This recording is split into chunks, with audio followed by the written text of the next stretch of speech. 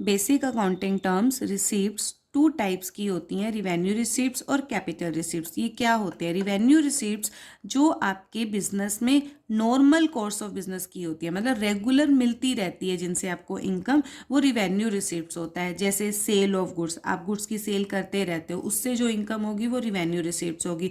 Rent आपको receive हो रहा है, रेंट आपको देखो मंथली रिसीव होता है। सैलरी रिसीव, सैलरी भी मंथली रिसीव होती है। इंटरेस्ट रिसीव, कहीं पे आपने कुछ इन्वेस्टमेंट की हुई है उसका जो इंटरेस्ट रिसीव होगा वो भी मंथली, मतलब रेगुलर मिलता रहता है, वो रिवेन्यू रिसीप्ट्स होती हैं।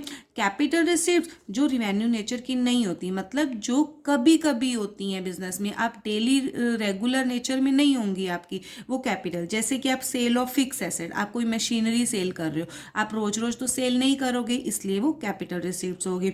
Amount receive by way of loan, कहीं से आपको अमाउंट रिसीव हो गया, उनका ओनर ने कैपिटल कंट्रीब्यूट की, this is the capital receipts.